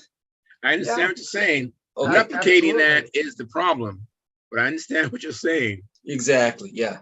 But you see, like Absolutely. if you see in a clover, the same thing, turns, stops, turns, stops, turns. You know, Yeah. it's just that beauty of it. You know, just Yeah. like you just. Absolutely, man. Oh, You're totally. I understand what you're saying. It's absolutely beautiful, uh-huh. but some planes don't seem to turn that way, and I don't know why that is. And it's not necessarily that they don't turn that way. It's people like you get so drilled into how to get your perfect loop, how to get that perfect circle, how to get that perfect circle. And it's kind of a little bit difficult once you learn that to turn around and stop and then not quite make that perfect circle when you go into the next part of it. Yeah, I just suspect that it might be something to do with the plane. Oh, yeah, of That's- course, of course. If you Well, don't if have you a have- plane that's gonna go exactly where you point it to go, exactly where you want it to go, you're never gonna get there. I mean, so some planes have a tendency to over rotate. You know, you have to focus like hell to keep it from over rotating. And some planes don't over rotate at all. They just fly beautifully. And of course, you fly them all the time, and you wear them out, and then something might happen, and then you try to find another plane that'll turn like that. They just don't happen all the time. Yeah, I recall, a couple of hangouts before talking about, having an airplane that's better than you are, or, it's such a confidence builder. Oh yes, Because Oh, yeah. absolutely, no question about if it. you have an airplane that in your mind is going to go exactly where you're going to point it and where you want it to go, that is such a big confidence booster, because then Yeah. it's all on you. It's all on you to improve your technique. Yeah, where do you want to put the plane at? Yep. And that's exactly. it. I said that many times, Pete. Yeah, I just said it many times. And to me, I move up from a Banshee, less than a Banshee quality plane to an SV-12 on Intrepid with a turnpike motor. And when I flew that plane, my jaw just dropped. And in 2 months after that, I learned the whole pattern. And Yep. all I had to worry about is where do I want to put the plane? That's it. That's the same thing with me when I got my Vector 40 and I built it and it was really light and it was really, really running well. Oh yeah, that was an airplane that flew way, way better than me. But at least in my mind, I knew that no matter where I wanted to put that airplane was exactly where it was going to go. Mm-hmm. Yeah. That's And at that huge. point, it was just all up to me. It's Yeah. But I still Mhm. think that where it wants to go and that turn that Cheyenne talking about are two different things. That helps too. No, Yes. not really. Yeah. Because that Vector 40 I can cut a corner as sharp as you can freaking imagine. I never had an issue. It was me over controlling rather than the airplane. Mhm. Let me welcome Steve Smith. Hey, Steve, I know you don't have a camera, but I want to welcome you just the same. Thank you for coming in. How you doing? I'm doing good, Charles. Thank you. Have you been doing any flying or have you been working Oh in your yeah, shop? we flew a couple times in the past week. It's been really windy the past couple days. Our club is having a picnic tomorrow at Booter Park, but the Cool. winds look pretty bad, so I don't know that we're going to be flying. But we're going to eat some good food. What plane are you flying right now? Or what's your favorite plane? Well, I got a Blue Angel electric Nice. powered from Walt Brownell, Nice. and I've been enjoying the heck out of it. I remember seeing Stephen McBride. He had a Blue Angel, and I remember that thing looked really good in the air. Yeah, it gets squirrely when we get the wind out at Booter Park because it blows from many directions. The strange field, but when the winds are not too high, we're good. Hey, Steve, did you hear our conversation? We was talking about these planes that'll turn and stop and turn and stop. Now, you being a Nats judge, I mean, you is that something you see very frequently or not so frequently?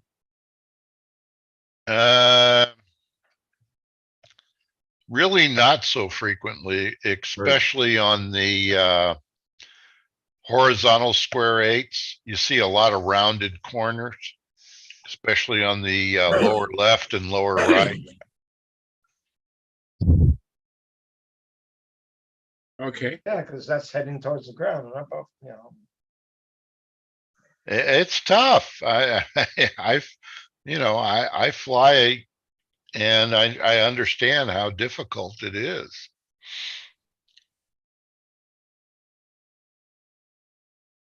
Mark, how you doing? Hey, buddy, I'm doing well. It's nice to see your name and hear your voice. And well, I'm sorry I don't have a camera, but no, I've seen your face. I prefer this.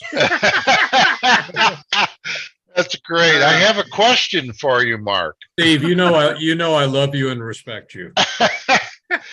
Are we going to have Pampa 50th anniversary commemorative shirts for judges and workers at the Nats this year?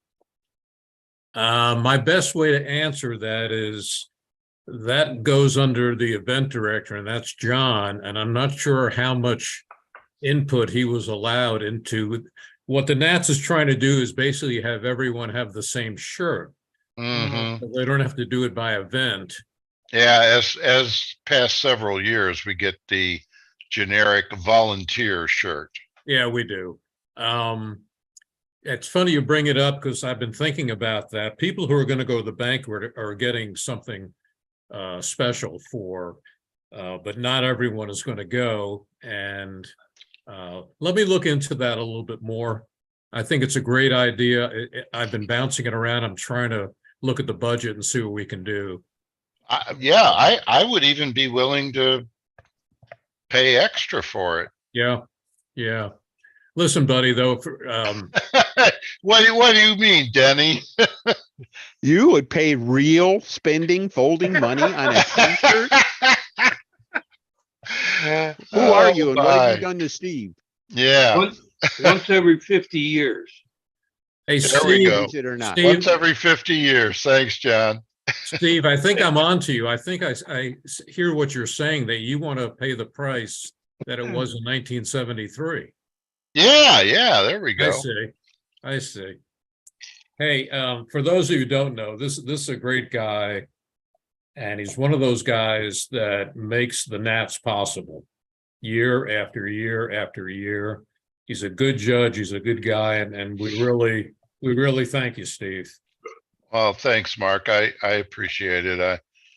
I might actually fly in intermediate this year. Really? Oh, that'd be I'm great, strongly Steve. considering it, but Oh, good. So we're gonna have the pilots that you've judged. You're gonna have them be your judge. yeah, I know. Everybody can get back at me. And you might have like 30 judges just judging. I your initial probably price. will. Yeah. Denny, are you running it? Intermediate? Yeah, I'll be running intermediate, but Steve, you may have heard this story before, but I understand it. That exact situation you're talking about happened to Bill Zimmer. Remember Bill from Illinois? Yeah. He used to judge everything. And then one day he hadn't flown for a while. And he was going to fly old time stunt as one of the local meets. And as I hear it, everybody on the field found a clipboard and circled the completely ringed his circle. And he went, "All right, Billy, our turn." You know? Yeah, I was afraid of that, but Yeah. That would Don't just let be that stop perfect. you though, Steve. That'd be great. no, I think I've been practicing, so I think I'll have fun. Well, Steve, I would suggest you fly at night. Yeah, that'd probably be the best. All right. Steve, are you still looking at coming to Fort Wayne? Oh yeah, I got a hotel room and everything. Terrific. So if anyone else says, I got a room with two beds, so if anyone needs a roommate, I got it. Okay. And I can vouch, Steve's a really good roommate. Okay. Yeah. We was roommates at the All right, Nats. Charles. Yeah, So we you did, hop Charles. in your car and you come on up to Fort Wayne and you can fly There we too. go. Hey, if you want, I'll even let you borrow my electric SV11. All right. So Wow, that's very intriguing. That's very Yeah. intriguing. All the way from California, huh, Charles? That's right. Escondido, California. Mm. And we have a new member. Welcome to George Vinard. He's joined our YouTube channel. Thank you very much, George. Appreciate that. New member. Awesome. Thank you so much. Appreciate that. And McBride 001, he provided us a like. And I was talking, I don't know if this is Ruben or this is Steven, but I remember seeing Steven, you fly your Blue Angel, and that looked really good. So where was we at? I think we've captured just about everybody. That's pretty good. So Steve Smith, you can do the whole pattern, or are you still working on some elements of it? Well, I can do the whole pattern, but some maneuvers don't look quite right. That's all right. But yes, I can. And as long as it's not too windy, I'm reasonably good. But we had some interesting winds at Booter Park earlier in the week. We get strange winds that shift And we get thermals and things start bouncing around and it gets interesting. And tomorrow at our picnic, I don't know how many are going to fly because it's predicted to be 10 to 20. Oh, wow. Yeah. As long as it's from the same direction, who cares? Yeah, that's the problem at Booter Park. It moves. Yeah. Let me welcome Cha-Cha. Hey, Cha-Cha, how you doing? Good night, everyone. Thank you for coming in. I appreciate it. Hey, Steve, have you ever heard how the guys in Dayton solved their tree problem around their flying circle? No, I have not. And this is a true story. It's a few years ago, though. They had a nice flying site. There were a few trees around the circle and stuff, and they always seemed to come into play. They were in the wrong place and stuff. They actually had a tornado pass through the circle, and it knocked down all the offending trees. How about that? It was like they went back to the field and, oh my God, the outhouse will be gone. Well, all the buildings such as they were all fine. The trees were all knocked down. It was like, wow. That's why we know God wants us to have fun. All right. Yeah. We actually did fly have our airplanes in peace. So we actually did have an EF0 tornado come through Booter Park. Mhm. And it knocked a bunch of pine cones off the pine trees. Oh. And tore off part of the roof on our pavilion and flipped over 3 of our run-up stands and broke them up a bit, but trees stayed. Yeah, I haven't been to Booter Park since like 1973. I keep putting it on that list of things to do there. I'm hoping to come visit you guys here. Yeah, come down in September for our Broken Arrow contest. Yeah. I'll bring you a flyer. Okay, that's super. Yeah, Larry Fruits used to be from St. Louis area. He lives up by me now, and we've talked about it. Yeah, he's come down for our Yeah. September contest a few times. Yep. And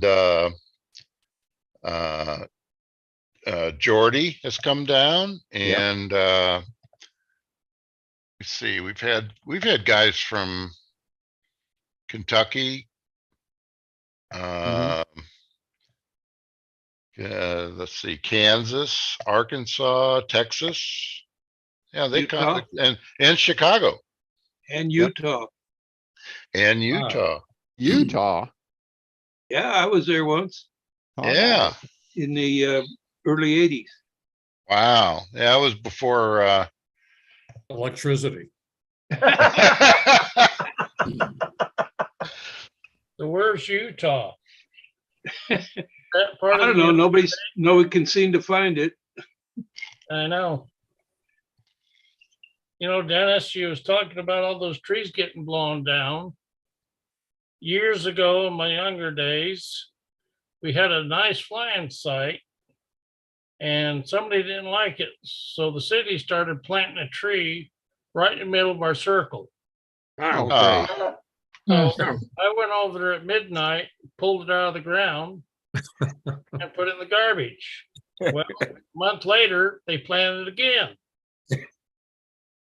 So I went back at midnight, pulled that one out.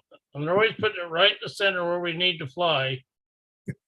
And I guess after the second or third one, they quit planting it. And then they posted the school.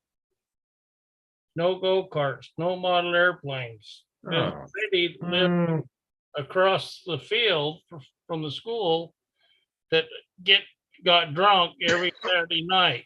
So Cindy, she wanted to sleep in. She didn't want to hear model airplanes. So she kept calling the Granite School District. So the Granite School District posted it. Well, I went back around 11 or 12 and I took my dikes and I cut all the signs down, threw them in the trash. Well, come Sunday, here comes the police department. And I just hate to run you guys off, but you can't fly here anymore. And I asked him, why not? He said, they posted it. And I said, oh, I didn't see any signs. He says, well, get in the car and I'll show you. He drove all over the school grounds, could not find one sign. All right.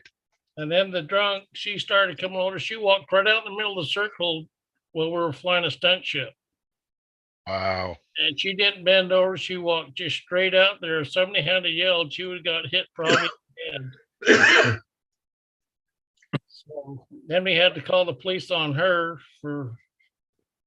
Well, Jack Sheik, of course, he was a police officer in Indianapolis. Right.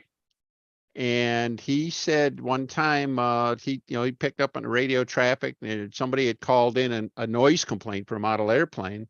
And he thought, cripe, I'm going to run over there, right away and just, try to keep it under control and stuff so nobody gets crazy or anything like that. So he goes over and he's talking to the guy and sees the airplane and everything. Pretty soon, the cop who was called over to stop it, he was flying the airplane. All right. Jack, so imagine being the noise, the callee, if you will, or caller, and there's the cop. Oh yeah, they're going to get it now, and then he starts flying the airplane. So that's great. That's a good one. That is. Well, Very good. you guys, you folks who met Jack, you know that's totally plausible with Jack. Yeah. Totally believable. So. Definitely. I got a question. Let me ask Cha-Cha, has he done any flying or been doing anything in your shop lately, Cha-Cha? Your mic's muted. Did he freeze up? No, Absolutely nothing. I have been pretty busy and I'm back out to work. I was home a bit. I don't know if everyone knows that I have a newborn. Congratulations. Well, he's not that new. He's 5 months now, but I have a young one. And I was home for a bit with the wife, and now I'm back out to work. So I'm just kind of settling in to work again. So I have not really touched any models for a while. That's understandable. There is. Spend your time where it's the best. And that's the most important job. Yes. Raising our children. Yes. I've got a question. John, a while back we were talking about, I brought up about a prop going for like a smaller one to a bigger one to do with airflow or something and that across the wing. You came up with some term that, and I wanted to look it up on the internet. Do you remember? Which John are you speaking to? You. Okay. You're John, and then we have Jonathan. That's how I keep it straight. Oh. So Jonathan Carradus and then John Miller. Fill me in a little bit more so I can remember the conversation. I think I was asking because I just wondered if there was something, when you go, you use the same plane, but you go like an inch different in the prop. And I kind of wondered about the prop wash over, if one would make a difference over the other, in a sense. You know what I mean? Yeah. I think you came up with some term or something. I think you was talking about gyroscopic precession, John. Yeah, that was probably it. That's yeah. the What's reason. it? I didn't catch that, Charles. What happens is gyroscope. To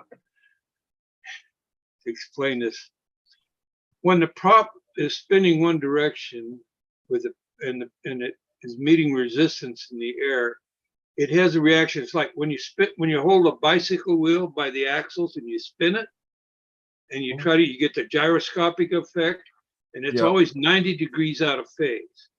So if you try to turn, if you're holding your hand this way, try to turn it that way, it wants to flop. Right. Okay, well, the same thing happens with it to a degree. Please correct me if I'm wrong, Denny. Same thing happens to a degree with your spinning prop. What I usually refer to, though, make sure I get this right. What I usually refer to though is the ascending and the descending blade. With the forward motion of the aircraft, one blade has effectively more pitch than the other, and that causes the precession. And that is 90 degrees out of phase, which with a counterclockwise turning prop will cause the nose to want to rise. That's the 90 degrees out of phase. And so the airplane, the nose, unless you've got some down thrust in there, the nose is always going to try to rise, not caused by the wind, but by the precession of the prop. Does Okay, that make sense to you, Stuart? kind of. Charles, what did you say the actual term was though? Gyroscopic precession. Yeah. I'm trying to find it in this book here. It's spelled Precess, ION. ION.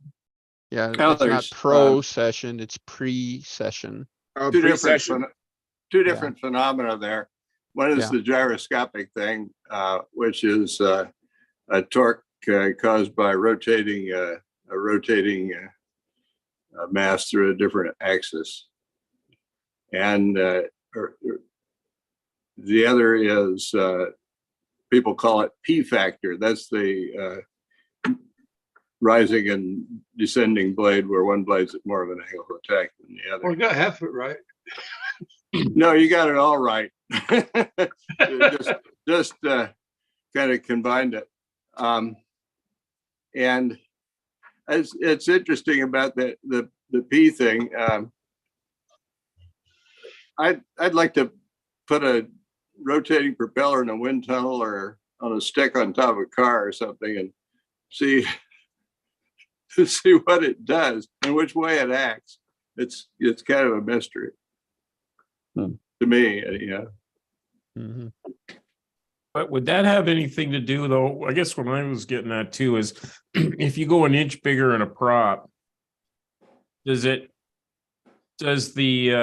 at the same speed, does it change the wind flow and everything across the plane that would make much difference?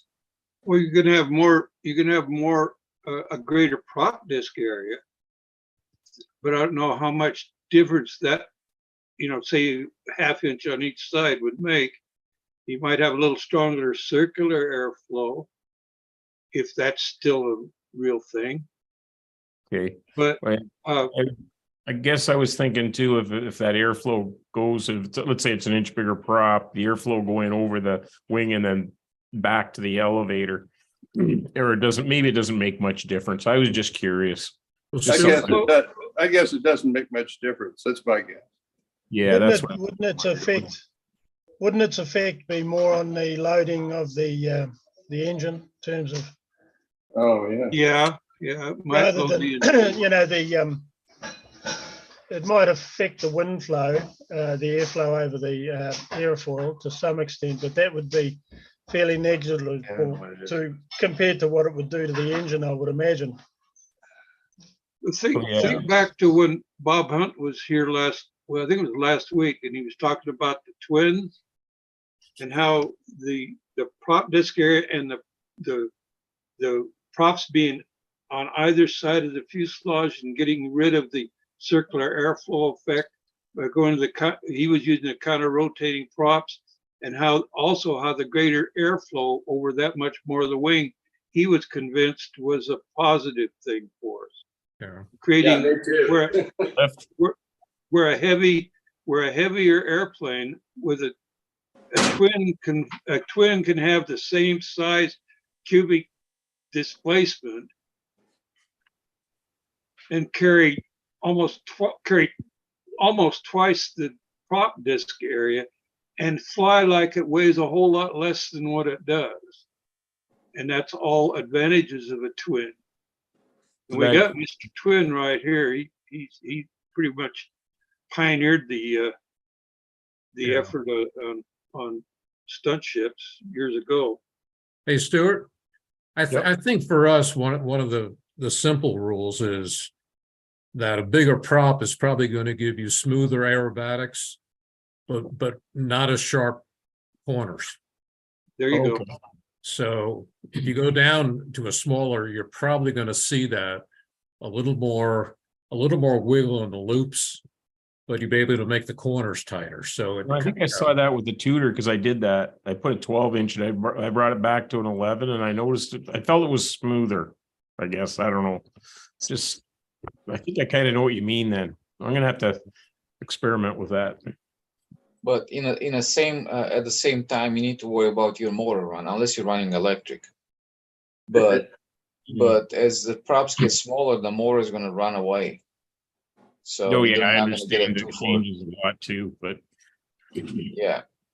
So once you find the prop on which the motor is happy, you have to stay there, man.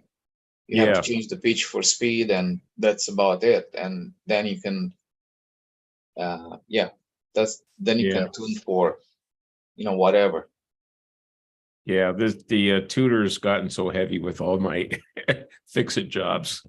It's got quite a few ounces more of epoxy. So so that's why I've been playing with the props lately. So just Well, I think if you stop crashing planes and you're, pretty decent, at flying, it's time to move up. Get yourself a nice competitive plane and build a good one, and learn the rest of it on it. That's what I did. I just, I was always dabbling in some maneuvers, but I'm still kind of trying to get the pattern or the 50 maneuvers in kind of thing. So, and it's I'm fine building. it's fine if you don't have them all.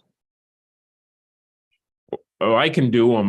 Well, I'm just trying to get it so I can put it all together again. I only did it once completely last fall, right at the end of the season. I think it's good enough. You're ready to build a good plane. Well, I'm building a Because twister. you're gonna find out.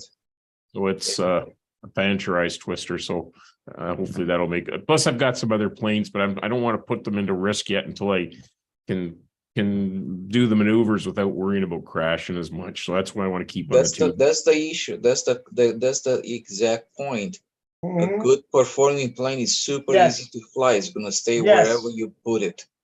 Yes. And it's That's my thoughts on it as well. Yeah. It's I a understand lot that. easier to fly, but it's a lot easier to learn. The plane is gonna stay wherever you put it. Yeah. Yep. And I'm getting to that point where I want to switch over. If I may elaborate, build yourself a nice airplane that's going to fly better than you. You do not have to put that airplane into a position where you're not comfortable flying it. Yes. Yeah, you don't have to try stuff that you're not comfortable with doing. Yeah, you don't have to hit bottoms either. I mean, who cares about that? Oh, no. Just put the plane wherever you're comfortable, and the maneuvers are going to come in place in time. Exactly. Don't force it. But the value of having a good plane that's going to go wherever you put it and is trouble-free to fly, it's incredible. Absolutely. I kind of see that because I've got a Pathfinder and I just flew it and did some loops. But so yeah, you can tell it's a lot smoother. I guess for me, it's just trying to get through the pattern with without and memorize. I haven't got it tightly, like I'm still struggling with enters and leaving the different maneuvers, but it's coming now. I'm getting to the point that I can pretty much do that. So yeah, I know what you're saying. I'm at that point where I'm about ready to switch over. Yeah. Switch over, because like I said, you don't have to push the airplane. You don't have to go past your own comfort level. But as you build your own comfort level to the point where you're not going to be worried about smacking it into the ground, then you can move on to the next step. Yeah, I'm getting there. So yeah, a predictable power plant with a predictable plane that stays and goes wherever you put it. If the plane flies even slower, that 5.4, 5.5 laptop or something like that, where you can read the book and do the maneuvers at the same time, I mean, it's invaluable. Yeah. It makes your life so much easier to learn. I told you, Peter agrees with that. I did it myself, and I didn't even know how to fly. Perhaps you know how to fly more than what I knew how to fly at the time when I made the switch to the Yeah, well, SV12. as soon as my twister's done, then I'll get right into it. So, Yeah, I mean- because it was like I flew airplanes, so many airplanes I flew that I put into the ground for the simple reason, only the simple reason is that airplane did not go where I wanted it to go. yeah. Yeah, What did I know how to learn how to fly before I flew the Intrepid? I think I could do a reverse wing over, halfway decent. I knew how to do inside outside loops, fly inverted, comfortable. I started to dabble in a vertical 8, overhead 8 obviously was easy. But squares was just playing with them at the time. Triangles, I was not doing them. Hourglass, I was not doing them. Vertical 8, I was not doing it. But there's a big chunk of the pattern missing out of there, right? But as soon as I moved over there, I was like, oh my God, and another perhaps the biggest advice on flying is what Ted Tancher was suggesting is that we visualize maneuvers. Okay, so it's like you have a circle on the sky, you let the plane come, enter on a circle, and just put it on a trail, on the track. Focus more on the maneuver itself than where the plane is at. Like when you're driving, don't look at your car to see where the car is at. Where the car is at. I think I kind of know what you mean with that, because when I first started, I was staring at the plane too much instead of trying to see the whole circle as I'm doing it. I guess that's just look at the maneuver. I try to think of I was staring too much at the plane instead of thinking of a total circle and go through that, like visualizing that circle. Yeah. Motorcyclists know that. So Motorcyclists know that your bike is going to go where you look, and you drop your eyes, man. You're gonna drop the bike. Go ahead, John Miller. I want to add a thought here. In learning to fly stunt, there are three main elements that we have to get in tune with. One is we have to get our mind into tuned up to fly, but we also have to learn our power plant, our power system, and we also have to learn the airplane. It's how to build straight, how to trim, how to align, all that. And it's amazing. There comes a point as you're learning when all three of them come together, or one of them comes together. Let's just take building a straight airplane and getting it aligned right comes in. And all of a sudden you've got an airplane, even despite your lousy engine runs and your poorly developed muscle memory, the plane goes where you point it and it stays there and it locks and it turns and it all of a sudden it's gotten so much easier. And when you get your power plant where it's totally dependable, now you got two of the three keys, and now you can really concentrate on the muscle memory. So your importance, you need to look at what your strong points are and what you can do about it. Learn your power plant, learn how to build and trim clean, straight airplanes, and learn to practice with a coach if you can. Yeah, John's got a very, very good point, because it's not only he's got a very good point, because it's not really only the airplane, but you've got a great flying airplane, but if your engine sags at the top of the circle and you lose line tension and all sorts of other instances, well, then then you have to fix that. There's quite a few elements that are involved in it. First, you have to get an engine that will run dependably the same time every single time you fly. Yep. Yeah. If it doesn't, you're just shooting in the wind. And I'd like to bring up another point the control system is the heart of the airplane. Oh, thank you, Gordy. That if your controls are screwed up, I don't care how good the airplane, the engine run, Mhm. you're gonna have a problem. Well, that's like when I said with the tutor, I changed the ball link and screwed it in a couple of turns and it made a world of difference. Yeah. It was like, wow. Just one little thing like that. And I couldn't figure out what was going on. And then finally I figured it out. But so that made a When it all comes together, it's like a light goes off, you know? Yep. well, even since I did that with the tutor, it's like, wow, this is now more fun. Even though it's a heavy plane, it's like I can see where I'm going to really start to enjoy the summer with flying now. So Do you have anybody you fly with? yeah, I got Len comes on here. Len's Len good. Burrell. Yeah. So Oh, he's been. yeah, let, yeah, that's a good guy to fly with. He'll clue you in on what to do. Oh yeah, he's been. If I get out of line, he lets me know. Have Len fly your plane and trim it up, and we probably already do that. Oh yeah, he helps with everything. So yeah, it's been nice. Good. Has it been a while since Lynn has flown your tutor? Yeah, probably. Yeah, maybe have him fly it again, and he might go, "Oh, you need to fill in the blank." You know, he'll go, "Oh, you need this." Oh, fill in the blank. You know, and then it'll be much easier to fly.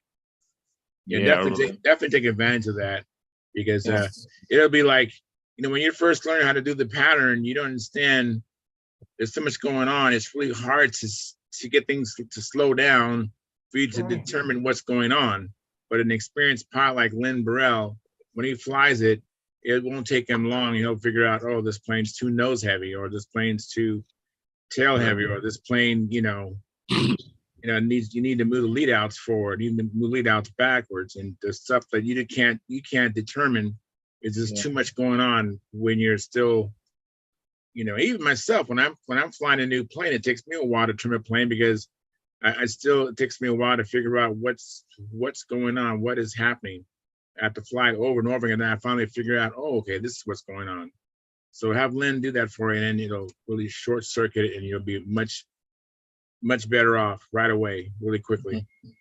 Something I have to give you I have to give you kudos for getting into this hobby when using internal combustion, because hey, that is, I would consider getting a consistent and good engine run and getting the prop selected properly with everything else is like 60% of the battle. Because once you build an airplane that is true and balanced properly and trimmed out, everything else is getting your engine run, so it doesn't go lean at the top, or doesn't go rich on the bottom, or do all sorts of weird stuff. But kudos to you for approaching it from that side of things.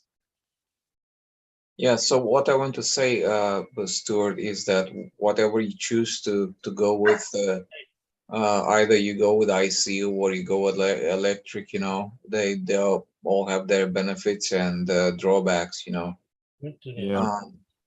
But as long as you know how to play with them. For me, it was very hard to get a good motor run, and even though I had good motors, and I didn't understand them very well. Mm-hmm. But I agree. Yeah, but some people are very good at that. So I think Len is pretty good at that, and Len comes from Windy Wernaski school of thought, by the way, and from what I understand, from what I see, as a matter of fact, and I mean, Windy has some great ideas, and but don't be shy of trying other things. For me, electric was an eye-opening, and frankly, it's stupid easy to set up. Well, that's my next step. I got 2 tutors. I'm building one right now, and the next one I'm thinking of actually doing electric. So just and then it'll be kind of fun to compare the two and see, just because I want to dabble into it. I've flown RC electric and nitro and gas, and Yeah, there's a big difference when you fly a nitro RC compared to an electric. It's like just because you got instant throttle and different things, so it's Yeah, exactly. so it's but yeah, it'll be interesting when I'll look forward to doing that on the next tutor, or not tutor, sorry, twister. Okay. Yeah, you might be able to eliminate the 60% of the battle. Yeah. in 3 Unfortunately, flights. that's true. Been having pretty good luck with the engines now, because I'm sticking with LA 46 pretty much. And 40. Oh, yeah, Yeah, good it's a motor. proven Good That's a hard motor. one to go bad on for your, at your stage. Yeah, and they're pretty much new motors. I picked up a bunch of new ones, so hopefully that'll do the trick. Okay. That is a good motor. You can stick with that for a long, long time. Yeah.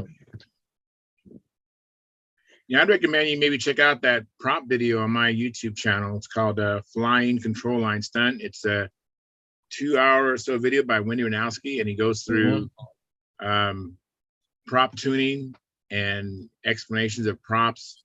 It's a very good video. That's why I posted it there. It's like a dissertation on props. It's because even like when you're mentioning bigger props, they do have an advantage. Sometimes you get more thrust, but you get more load, and you might need to just cut a prop down just 1/8 of an inch on each blade, and then you have it perfect, And that video kind of goes through prop tuning. Yeah, that's what I was Yes. doing with the tutor. I actually went to a 12 on it just to see how it would work, because I know I did it with an engine in RC and made a world of difference. So I'm going to go back down to a little bit smaller prop, but I'm just playing with it to see how things work. So Yeah. Yep, Yeah. yeah, for your 46, probably an 11.5 is probably the best bet. 11.5, 11.4. So I tried the 12.6 to see how it would work. Oh, That's probably too much pitch on that. yeah, for that way engine. big, way too much. So I went back down to 11. So we're playing with it. Is that on your OS 46? Yeah, it's a 46, and it's a tutor, and it's heavy. So that's why I kind of wanted to try the 12 just to experiment. Not What sort of being prop- naive what- on this, but I think someone here probably knows. Isn't the magic prop for the 46 the 11.5, 4.5? Yep, yeah, that's the one. Yeah, I've had luck with a 12.4 Zor and a 12.5 as well.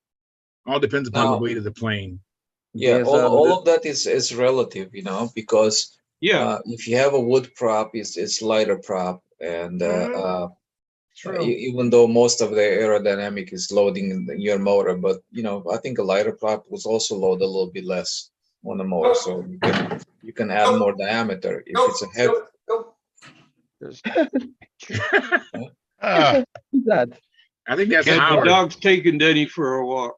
getting the dogs. Was that Hey, Howard? or was- Howard, I got a couple of questions on electric as it relates to propellers. One, it seemed like when we first started doing electric, we were doing pusher props, Yeah.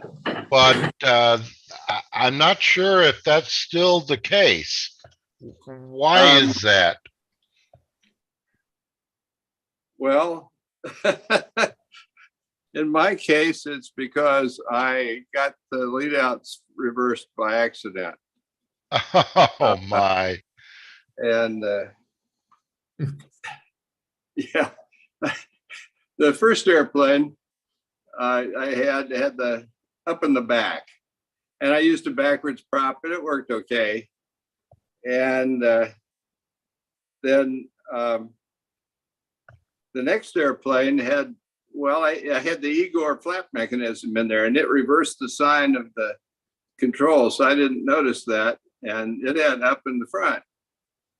And at the top of the hourglass, it did a Lomchevak. Oh no. But that's okay, because I switched to a forward prop, and I've been happy since then. Dennis Admission uses a backwards prop and So do I. like, I like them too. but Igor uses forward props. He makes props. That's the only kind he makes. And I think his reasoning is that we've spent all this time adjusting airplanes to fly with this kind of prop, so let's not change now. But yeah, Okay. everybody I know uses the forward prop now.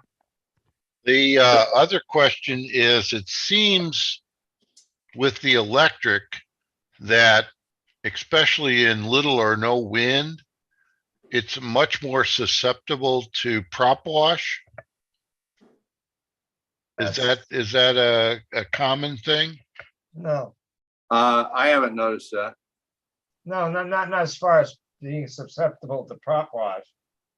That basically, that's more electric, and you can tune that out. Is that with electric, it tends to pick up speed or reduce speed more than I don't know. No, I had a little. no. I had a little Not more prop gain wash. to the. I had a little more gain to the Igor system and calm with the electric. Paul Walker tested a bunch of props a while back. This is before electric, and he thinks that the smaller prop has less turbulence that you run into on maneuvers than a larger one. I don't know why that would be, but he's done enough testing that he's convinced that's the case.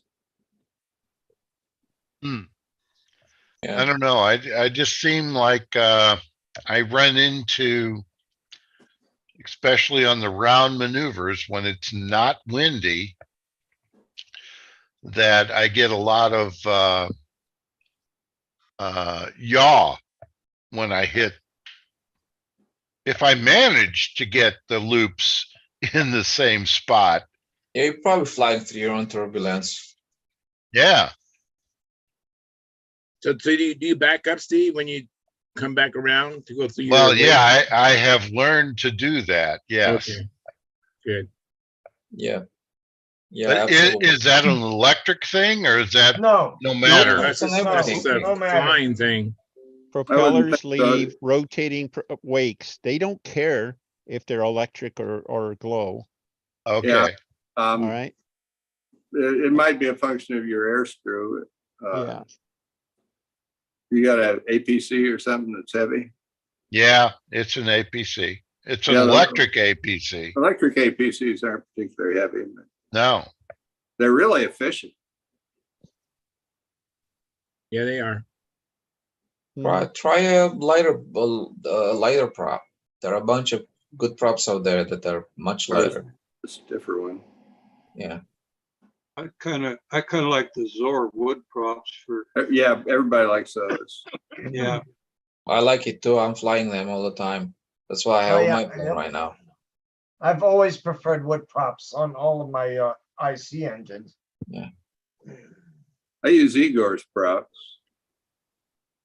That's pretty light. They're really light. They're hollow. Yeah, they're hollow carbon, aren't they? Yeah. Yeah, my friend and flying buddy Mark Hughes is using them, and he loves it, but they're sometimes unobtainium. Yeah. And aren't they kind of expensive also? $40 a piece with shipping, I think. Or maybe it's without shipping, I forget. There's $40 in there. Maybe it's 40 euros. I don't know, something like that. Yeah, I paid 50 for mine. The Dollars first- or euros? Yeah, well, in US dollars. Yeah, okay, yeah. The first time I landed, it was on grass and it rolled up and broke the prop. Oh, man. Oh, yeah, I know. It's Very first It's- flight.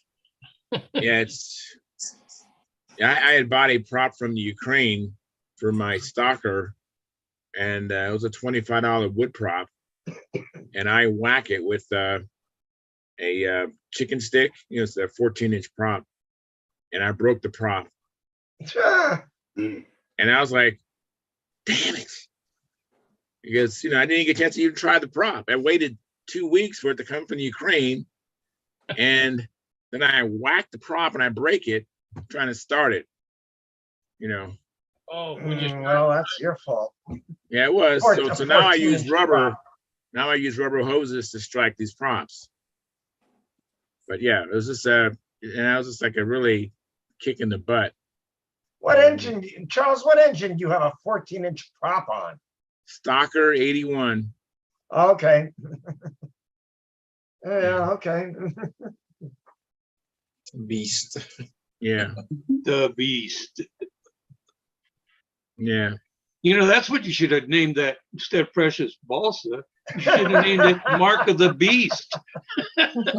Sign of the beast, whatever. That's funny. Yeah. That's funny. Yeah. That's funny. Yeah, I want to Mine has a little bit. Based, Paul, I had some conversation with Paul, and he was talking about he was trending towards smaller props. I guess that was my summary of what he was saying. He was having good luck with smaller props and stuff like that. And I started doing some of that myself. And I find myself using smaller diameter props all the time and liking what I'm getting. I think it's because with an electric system, you can set the RPM and it always come exactly back to it. Yeah. So you can trim the margins, if you will, a little bit by doing that. And but I know people who fly their gas SV11s on up to 14-inch props, and I started my my electric with a 13, took it down to a 12, and I've flown it on an 11 1/4 3-blade, and it keeps getting better with that. So Yep, I agree, because you can have your 46 VFR with a 12-inch 12.54 carbon prop, but you would not put that on LA 46. No. No, definitely not. But this damn, as far as your SV11 is concerned, this would be more than enough to power that airplane. Oh yeah. On a 12.54 3-blade. I guess what I'm saying is if you take it and take that same prop and clip it down to an 11 1/4, you're probably going to like the way it flies better. The motor might not be. Could be. All right, electric motor wouldn't care, but IC motor might not be real happy with an undersized or oversized prop. So Yeah, I'm on that comment. So I'm pretty big on using for electric systems to use the next size larger motor than what you think it has to be. Yep. Because so one thing that kind of intrigued me is that the initial transition when people start to fly electrics and they have their typical SV11 with a Rojet 60 or a PA 60, 75, whatever, right? And they say, well, let's make this electric transition. So they found the biggest motor they could probably fit in between those between the engine crutch, right, which is about 35 millimeter, and they use the same propeller with the same RPM they were using before on an IC motor. So they're trying to spin like 10,500 RPM and 12-inch props with 3 blades and perhaps the Axie 2826 was the Vogue back then. But because the motor is so small, and because the motor is so small, then they need a lot of amperage to keep it up and running, and it got hot, and ESC got hot, but then the battery had to pumping all the juice into the motor. It got the job done, right?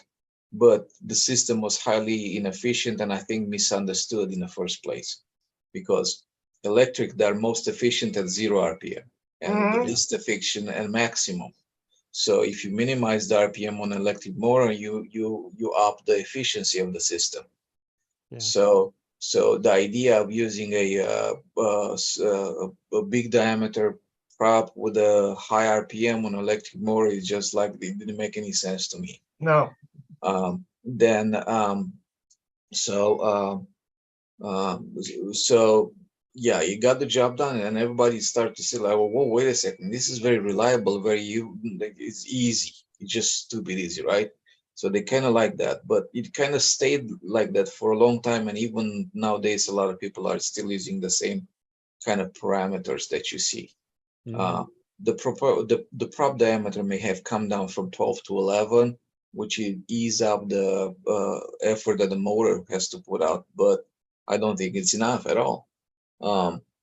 Like I could probably use a so much smaller motor in my plane and still get the job done, but I'll probably have to use, I still have my ESC is more than enough than for what I need, but the battery will probably work real hard. So Yeah. Exactly, Cheyenne. You turn around when you finish your flight, and you have like, after your flight is done, you have to charge the you battery. can make an omelet on your motor and your battery. Yeah, it's the battery. So when you finish your flight with a proper setup, it's like, you only maybe have to pump 1800 milliamps or 1800 milliamps into it versus other people that are, taking their motors down to who knows what. Yeah, I mean, I originally, when I had the motor and the motor was fairly fresh and new, I would put the whole flight with 1400 milliamps in my plane. Yeah. You guys, I'm going to interrupt. Out of what? I'm going to interrupt you guys. I want to end the 2800 live stream. 2800 pack? I'm going to continue on into the after party. It's straight up 9:02 here, which is midnight for some people. So I want to thank everybody for coming in. We've had a really good show. Thank you for the show and tells. Thank you for the new member we have in the gentleman's name. It escapes me at the moment, but we appreciate him joining our YouTube channel. And so we'll be back Monday. Hopefully you have a chance to go do some flying or work in your shop and come back Monday and tell us all about it. Until then, fair winds, tight lines.